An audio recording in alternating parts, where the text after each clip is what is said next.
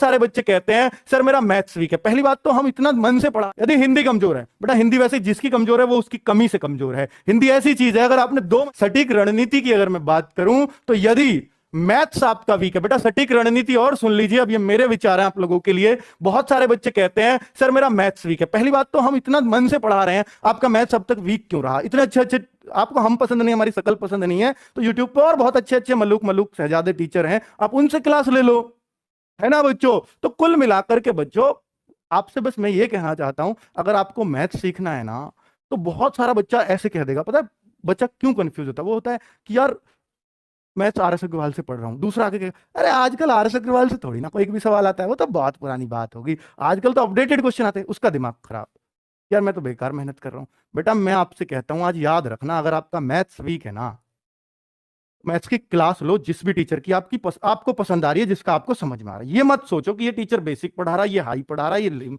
Medium पढ़ा रहा है, उससे कभी कुछ नहीं होता। बस ये समझो मेरा इस टीचर की समझ में एक एक चीज आ रही है तो मेरे को मैथ समझ में आ रहा है। और फिर दूसरा काम आता है बुक कौन सी चूज करें। बुक वो चूज करो मार्केट से जो सबसे पतली हो और जिसके अधिकतर क्वेश्चंस को आप कर पाओ, सबसे आसान क्वेश्चन जिसमें दिए हो। अगर आपका मैथ्स वीक है, याद रखना मेरी बात, आप मैथ सीख जाओगे, लेकिन अगर आप पहली बार में ऐसी मोटी किताब ढूंढ लाऊं, इससे तो क्वेश्चन ही बाहर नहीं जाते बेटा। आप 2-4 चैप्टर, एक आध पेज करते ही थक के बंद करके रह जाओ, मेरा तो वीक है। फिर जो कहोगे मेरा तो वीक है, दूसरी जगह और चिल्लाओगे मेरा मैथ्स वीक है, मैं क्या करूं जी? अरे करने का तरीका बताया था, आप बच्चों के चक्कर में आ गए। बच्चों को पता होता तो वो लग नहीं गए होते, वो यहां कमेंट थोड़ी कर रहे होते, खुद बताओ। ये सोचे करें बच्चों, ठीक है। यदि हिंदी का बता दिया मैथ्स का, टीचर सेलेक्ट करो, बुक आसान वाली सेलेक्ट करो, आप मैथ सीख जाओगे, ठीक है। आगे बात, यदि हिंदी कमजोर है बेटा, हिंदी वैसे जिसकी कमजोर है वो उसकी कमी से कमजोर है। हिंदी ऐसी चीज है, अगर आपने 2 महीने इसकी क्लास ले ली ना तो बेटा आपकी हिंदी वीक नहीं रहेगी, ये मेरी गारंटी है। चाहे आपने कभी हिंदी नहीं पढ़ी है, चाहे आप पूरे अंग्रेज हो, तब भी हिंदी कमजोर नहीं रहेगी, क्योंकि आप दिन रात हिंदी बोल तो रहे हो, ठीक है। तो आपको सबसे आसान सब्जेक्ट जो सबसे आसानी से समझ में आता है वो हिंदी है, क्योंकि इसकी वोकेबलरी हमें बिल्कुल नहीं रटनी पड़ती, बस पर्यायवाची पढ़ने पड़ते, बाकी सब तो लग जाते हैं, ठीक है। तो ग्रामर बड़ी सटीक है इसकी, हर चीज में तर्क है, वो एकदम से लग जाती है बच्चों, वो एकदम से क्लिक कर जाती है। मैं कहता हूं सुबह 9 बजे की अगर नवीन सर की क्लास भी आप लेते रहे ना, यूट्यूब पे फ्री ऑफ कॉस्ट क्लास है, वो है तो प्रैक्टिस सेट, लेकिन उसमें जो साइड बाय साइड की चीजें बताते जाते हैं ना, तो बेटा उसी से बहुत कुछ कवर हो जाता है, ठीक है। और साथ में अगर आपको बिल्कुल बेसिक से चैप्टर वाइज पढ़नी है और सिर्फ यूपी पुलिस के लिए, तो हमारी एक आजकल बुक भी आती है, तो उसमें सिर्फ यूपी पुलिस का मटेरियल रखा गया है, ठीक है। तो हिंदी की बुक आपको मिल जाएगी अगर आप चाहो तो। हिंदी वीक है तो बेटा ये काम करो, मैथ्स वीक का बता दिया। जीएस पढ़ने का मन नहीं करता, जीएस किसी की वीक नहीं होती, वीक उसकी होती है जिसका जीएस पढ़ने का मन नहीं करता, याद रखना ये बात। अगर जीएस आपने पढ़ने का मन ही नहीं कर रहा तो आपकी वीक रहेगी। अब इसके लिए क्या करें बच्चों, जीएस के बहुत सारे सब्जेक्ट, बहुत सारे पहलू हैं, बहुत सारी क्लासेस इसी की वजह से बढ़ती हैं। तो मैं आपसे ये कहता हूं कि जीएस में आप पहले ये देखिए आपका सबसे ज्यादा मजा आपको किसको पढ़ने में आता है, हिस्ट्री, ज्योग्राफी, इकोनॉमिक्स, आपको पॉलिटी। सबसे पहले ये देखिए कि आपको सबसे ज्यादा मजा किसको पढ़ने में आता है। तो आपको लगता है हिस्ट्री पढ़ने में आता है, तो हिस्ट्री पढ़िए, पहले एक पोर्शन को खत्म कर दीजिए।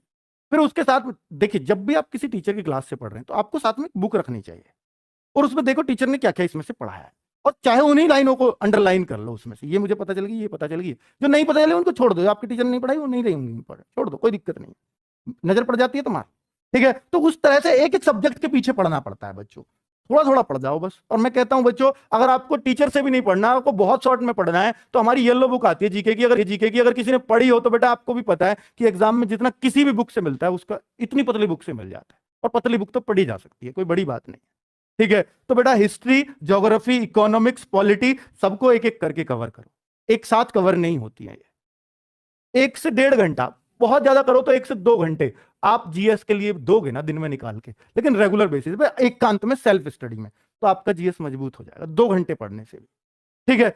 चलिए, लेकिन वो रेगुलर बेसिस पे, ऐसा नहीं आज पढ़ लिया यार कल मन नहीं कर रहा जीएस पढ़ने, तो नहीं होगा, ठीक है, बिल्कुल नहीं होगा। और कभी भी किसी चीज को नहीं पढ़ो तो पिछली का 6 बार रिवीजन हो जाए, ये याद रखना। 6 बार कैसे करना है, ऐसे नहीं आज भी 6 बार कर लो। देखिए हमने कोई चीज पढ़ी, आज पढ़ी, 2 तारीख को पढ़ी, 3 को, 4 को, 5 को, 6 को, हम इसको पढ़ रहे हैं, आज इसको पढ़ रहा हूं। कल जब मैं दूसरी चीज को पढ़ूंगा तो पहली चीज का रिवीजन करूंगा, जब मैं तीसरी को पढ़ूंगा तो इन दोनों को रिवीजन करूंगा, जब मैं ये करूंगा तो इन तीनों को रिवीजन करूंगा जो 3 दिन में पढ़ा था। तो इस पर क्या हो गया, इस पर 3-4 बार रिवीजन हो गया। तो यानी जब 6 को पढ़ोगे तो इसको एक बार और रिवीजन, 6 बार पढ़ने के बाद जब 7वें पे आओगे तो इसको छोड़ दो, अब अब जो 2 तारीख को पढ़ा था 3 को, 4 को, 5 को, 6 को, 7 को पढ़ो।